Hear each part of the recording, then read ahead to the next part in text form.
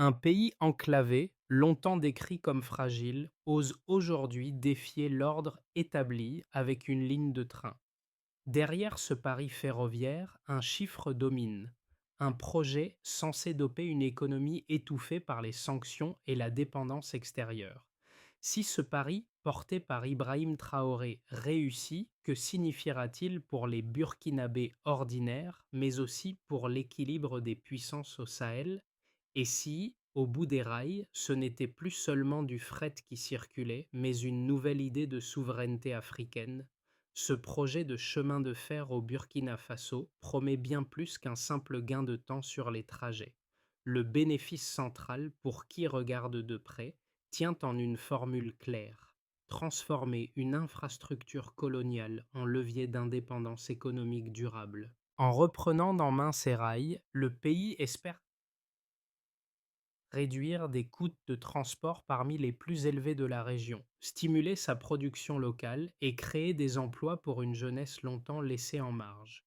Mais cet espoir s'accompagne d'enjeux lourds: sanctions possibles de la France et de ses alliés, pression de la CEDEAO, menace de sabotage contre les chantiers, critiques sur la viabilité financière à long terme.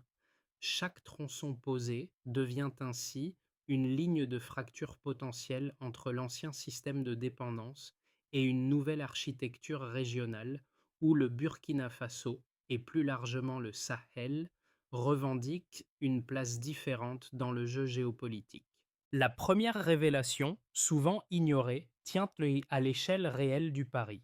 Dès les études de faisabilité, les projections évoquaient une hausse possible d'environ 10% de l'économie burkinabé sur 5 ans, si le réseau ferroviaire atteignait ses premiers objectifs. Dans un pays où près de 40% de la population active est sans emploi stable, ce simple chiffre donne une idée de l'ampleur de ce que cherche Ibrahim Traoré. Le Burkina Faso, ancien territoire colonial français, a longtemps vu ses infrastructures conçues pour extraire l'or, le coton et les ressources agricoles au bénéfice des ports européens, non pour connecter ses propres régions entre elles. Les rares voies ferrées existantes répondaient à une logique verticale du gisement vers l'extérieur et non horizontale entre villes, villages et marchés régionaux. En 2002, l'accession rapide d'Ibrahim Traoré au pouvoir a coïncidé avec un contexte explosif: insécurité persistante au Sahel, fatigue croissante face à la présence française, sanctions brandies par des institutions régionales dominées par les anciennes puissances. Dans ce climat, choisir le rail comme symbole de rupture n'est pas anodin. Le train fut l'outil classique de la mise en valeur coloniale. Il devient aujourd'hui la vitrine d'une reconquête annoncée. À mesure que le projet avance, les tensions se cristallisent. La France réagit par des mesures économiques restrictives. Certains partenaires occidentaux menacent de suivre, tandis que des acteurs comme la Russie ou la Chine affichent leur intérêt. Parallèlement, au Mali et au Niger, des dirigeants observent avec attention et commencent à imaginer des extensions possibles du corridor ferroviaire qui ferait basculer l'équilibre des flux commerciaux en Afrique de l'Ouest. Le contexte n'est donc plus celui d'un chantier isolé, mais d'un dossier où chaque rail posé pèse sur les rapports de force régionaux. Au centre de cette histoire se tient un personnage devenu figure de rupture, un officier jeune formé dans l'armée qui a fait de la souveraineté économique son mot d'ordre. Son profil tranche avec celui de nombreux dirigeants africains perçus comme éloignés du quotidien de leurs citoyens. Il se présente comme un chef de guerre, mais aussi comme un bâtisseur d'infrastructures. Sur le terrain, les premiers effets du projet ferroviaire se lisent dans deux scènes concrètes. Dans certaines zones rurales, des villages autrefois isolés voient affluer des équipes de chantier, des ingénieurs, des techniciens, et avec eux des emplois temporaires, des marchés de nourriture, des ateliers improvisés. Des jeunes qui n'avaient jamais envisagé de travailler dans l'ingénierie ou la logistique découvrent de nouveaux métiers, parfois accompagnées de formations rapides soutenues par l'État. Dans les villes, les débats se multiplient. Certains saluent une initiative enfin tournée vers les intérêts nationaux. D'autres redoutent les représailles économiques et s'interrogent sur la capacité du pays à entretenir une infrastructure aussi lourde. Dans ces premières phases, le rail n'a pas encore relié tous les points stratégiques, mais il change déjà la manière dont une partie de la population se projette dans l'avenir. Une simple voie, posée au milieu du Sahel, devient ainsi un miroir où se reflètent espoir, inquiétude et rivalité. L'élément déclencheur se situe au moment où le Burkina Faso, sous la conduite d'Ibrahim Traoré, annonce officiellement que le projet ferroviaire ne sera pas un simple réaménagement technique, mais une infrastructure pensée pour rompre la dépendance vis-à-vis des anciens partenaires. Cette déclaration, à la fois économique et politique, marque une ligne rouge pour certains acteurs extérieurs. Dans les premiers mois, les travaux commencent dans un climat de tension croissante. Les équipes sont déployées, les appels d'offres locaux se multiplient, des milliers de travailleurs burkinabés rejoignent les chantiers. Les autorités communiquent sur les perspectives de croissance, de baisse des coûts de transport, de désenclavement des régions. Très vite, la réaction internationale se fait sentir. La France renforce des sanctions économiques, des voix en Europe évoquent la possibilité de mesures supplémentaires, certains responsables de la CEDEAO expriment leur inquiétude. Le point culminant survient lorsque le projet cesse d'être perçu comme une affaire interne pour devenir un cas test de contestation de l'ordre post-colonial au Sahel. Des sabotages sont signalés sur des tronçons en construction. Des rumeurs circulent sur un soutien étranger possible à ces actions, sans que rien ne soit été officiellement confirmé. Les autorités burkinabées présentent ces tentatives comme des actes de trahison contre la nation, promettent des poursuites exemplaires et renforcent la présence sécuritaire autour des zones sensibles. Dans le même temps, des réunions discrètes se tiennent avec le Mali et le Niger, où l'on discute de l'idée d'un corridor économique commun, moins dépendant des ports et des capitaux occidentaux. Après ce pic de tension viennent les premières ondes de choc. Sur le plan social, des écoles techniques et des centres de formation voient le jour le long de certains tronçons pour préparer une main-d'œuvre capable de maintenir et d'exploiter le réseau. Sur le plan régional, le projet devient un symbole de résistance. Des responsables politiques et des mouvements d'opinion au Sahel y voient la preuve qu'un État africain peut assumer un conflit ouvert avec une ancienne puissance coloniale tout en avançant un agenda de développement. Pour d'autres, à l'intérieur comme à l'extérieur du pays, le pari apparaît risqué. Si l'isolement diplomatique s'aggrave, les difficultés financières pourraient transformer l'ambition ferroviaire en fardeau. Entre exaltation et prudence, la trajectoire du projet reste suspendue à la capacité du Burkina Faso à absorber ces chocs successifs sans perdre son cap. Les défenseurs du projet ferroviaire s'appuient sur plusieurs indicateurs pour justifier son importance stratégique. Le premier, souvent mis en avant, concerne la dynamique de croissance potentielle. Les études initiales évoquaient la possibilité d'un gain d'environ 10% du produit économique national sur 5 ans si le réseau atteignait sa première phase opérationnelle. Dans un pays marqué par une longue stagnation, cette projection représente une marche significative, même si elle reste conditionnelle à la stabilité politique et sécuritaire. Un deuxième chiffre clé est celui de l'emploi. En moins d'un an, plus de 15 000 travailleurs burkinabés auraient rejoint les chantiers liés au rail, dans un pays où environ 4 personnes actives sur 10 se trouvent sans emploi durable. Ce volume d'emploi, parfois temporaire, s'accompagne de programmes de formation destinés à doter une partie de cette main-d'œuvre de compétences en ingénierie ferroviaire, en logistique et en maintenance. Chaque poste ne se traduit pas automatiquement en carrière à long terme, mais il contribue à structurer un vivier de techniciens locaux. Un troisième indicateur touche au coût de transport.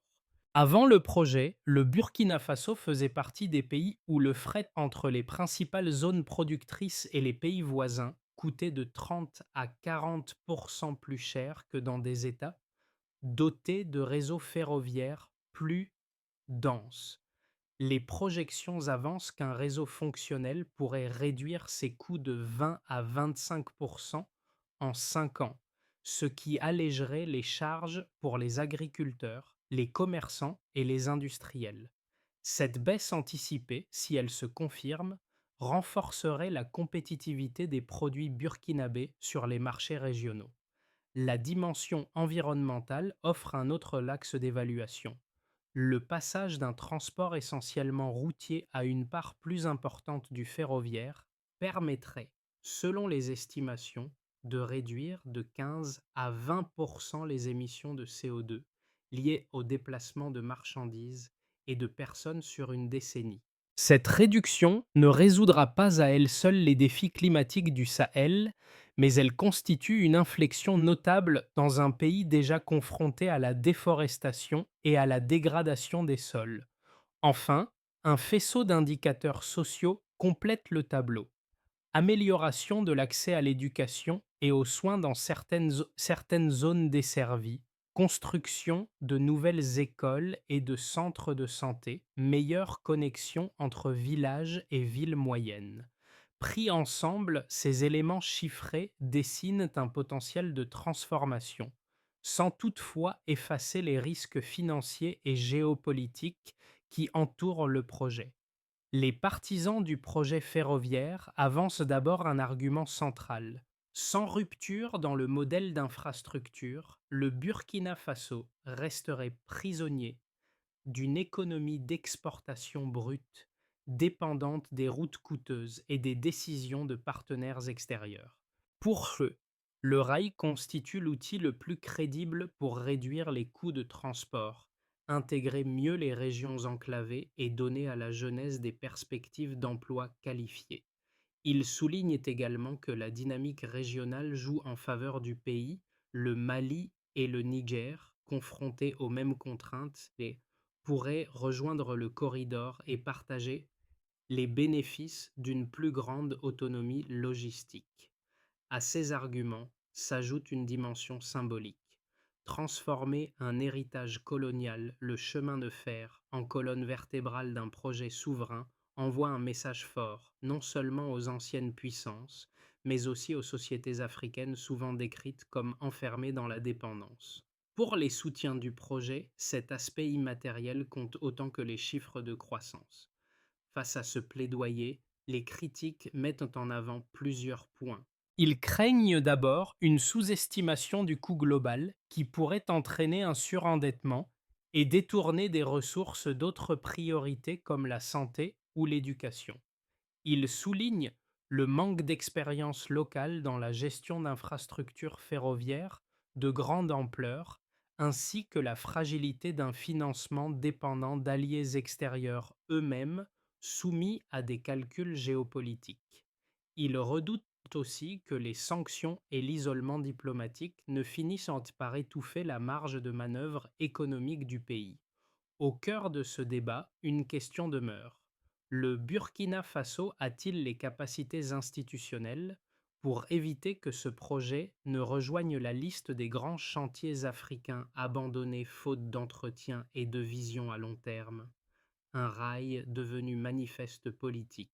C'est ainsi que de nombreux observateurs commencent à décrire le projet porté par Ibrahim Traoré, tant ses conséquences dépassent le seul champ des infrastructures. À mi-parcours, le train n'est plus seulement une réponse à des coûts logistiques élevés, il est devenu un étendard autour duquel se cristallisent alliances, opposition et recomposition. À l'intérieur du pays, le soutien populaire reste fort dans les régions qui voient arriver les chantiers et les emplois. Mais dans certains cercles économiques et administratifs, les inquiétudes sur les sanctions et la soutenabilité financière s'accroissent. Au niveau régional, le Mali et le Niger s'impliquent davantage dans les discussions, tandis que d'autres États ouest-africains hésitent encore, partagés entre l'attrait d'un corridor autonome et la crainte d'irriter leurs partenaires occidentaux. Cette bascule du projet de l'économique vers le géopolitique assumé constitue un tournant. Désormais, chaque avancée ou blocage du chantier est lu comme un signal sur l'avenir de la souveraineté au Sahel. Les premiers effets tangibles du projet se déclinent en plusieurs volets. Pour le monde rural, la mise en place de tronçons ferroviaires modifie progressivement l'accès au marché. Des agriculteurs qui dépendaient de routes coûteuses et parfois impraticables disposent de nouvelles perspectives pour écouler leurs récoltes vers les villes et, à terme, vers les pays voisins. La baisse anticipée des coûts de transport, si elle se confirme, pourrait se traduire par de meilleurs prix pour les producteurs et une offre plus stable pour les consommateurs. Pour le tissu économique local, la construction du réseau crée une chaîne de sous-traitants, de fournisseurs, de petits commerces autour des chantiers, des ateliers de réparation, des services de restauration, des hébergements improvisés se développent dans les zones concernées. Si la phase de chantier reste par définition temporaire, elle ouvre la voie à une spécialisation plus durable, notamment dans la logistique et la maintenance ferroviaire. Pour la société burkinabé, le projet agit comme un révélateur de fractures et d'aspirations. Une jeunesse longtemps confrontée au chômage voit dans le rail un horizon professionnel, même incertain. D'autres catégories, inquiètes des rétorsions économiques, craignent que les coûts politiques ne viennent annuler les gains matériels. Le débat public se structure autour de ces lignes de tension, avec en toile de fond la figure d'Ibrahim Traoré, perçu par certains comme un symbole de courage et par d'autres comme un dirigeant prenant des risques considérables. Sur le plan régional, le projet installe le Burkina Faso au centre de discussions plus larges sur la transformation des échanges au Sahel. Le Mali et le Niger envisagent plus concrètement des interconnexions, tandis que des États comme le Nigeria ou le Ghana observent avec prudence, soucieux de préserver leurs propres équilibres. À l'échelle internationale, la France et plusieurs pays européens évoquent la stabilité de la région, alors que la Russie et la Chine voient dans ce chantier une occasion de renforcer leur présence stratégique. Au final, la voie ferrée agit comme une ligne de partage. Elle redistribue des opportunités économiques, recompose des alliances régionales et impose de nouvelles questions sur la manière dont les sociétés sahéliennes veulent organiser leur avenir. Sur l'horizon des 6 à 12 prochains mois, trois trajectoires principales se dessinent.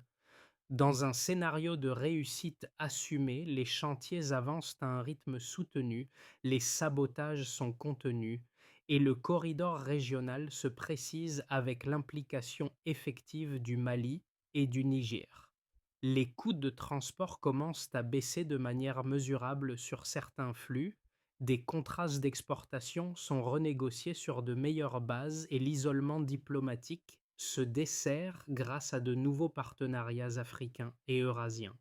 Dans cette configuration, le Burkina Faso s'installe comme modèle d'une autonomie relative réussie au Sahel. Dans un scénario d'impasse diplomatique et économique, les sanctions se durcissent, l'inflation s'aggrave et les financements extérieurs se raréfinent. Les travaux se poursuivent, mais accumulent les retards, des tensions internes émergent autour du coût du projet et de ses priorités. L'acceptation populaire recule, transformant le rail en sujet de discorde politique. Un troisième scénario hybride verrait l'émergence d'une alliance régionale plus structurée autour du Burkina Faso, du Mali et du Niger, sans que les difficultés économiques disparaissent. Le projet deviendrait le noyau d'un corridor autonome mais confronté à des pressions intensifiées de la part des anciennes puissances et d'institutions régionales inquiètes. Dans ce cas, le rail serait à la fois moteur d'intégration intersahélienne et source de friction diplomatique durable. Quel que soit le scénario, une constante se dégage. La nécessité pour le Burkina Faso de renforcer ses capacités de gestion, de sécurité et de transparence afin que le projet reste un levier et ne se transforme pas en charge insoutenable. Pour un citoyen burkinabé, le projet ferroviaire se traduit d'abord par des réalités simples, la possibilité de voyager plus vite entre ville et campagne, d'accéder à des soins ou à une école sans parcourir des heures de route chaotiques, d'espérer des emplois plus qualifiés pour ses enfants. Il peut aussi signifier des prix plus stables pour certains produits de base si les coûts logistiques diminuent réellement. Pour un habitant d'un autre pays du Sahel, le rail burkinabé devient un signal. Il montre qu'un État de la région peut choisir de réorienter ses infrastructures vers ses propres besoins, même au prix d'un bras de fer avec des partenaires historiques. Cette image nourrit des débats sur ce que pourraient être, ailleurs, des projets d'indépendance économique adaptés à d'autres contextes. Pour un observateur extérieur, ce chantier oblige à regarder autrement une zone souvent décrite uniquement à travers le prisme des crises sécuritaires. Le Sahel apparaît ici comme un espace d'expérimentation politique, économique et symbolique, où les sociétés cherchent à redéfinir leurs marges de manœuvre. Ces dimensions, très concrètes et très symboliques à la fois, expliquent pourquoi le projet ferroviaire suscite autant de réactions contrastées. Il touche au quotidien des gens autant qu'aux représentations globales de la place de l'Afrique dans le monde. Pour que le projet, porté par Ibrahim Traoré, s'inscrive dans la durée, plusieurs étapes apparaissent décisives. D'abord, la sécurisation des infrastructures doit rester une priorité. Il s'agit de protéger les chantiers et les tronçons achevés contre les sabotages, mais aussi de prévenir les tensions locales liées à l'occupation des terres et au déplacement de population. Une coordination étroite entre forces de sécurité, autorités locales et communautés est indispensable pour limiter les risques de conflit. Ensuite, la gouvernance économique du projet doit gagner en transparence.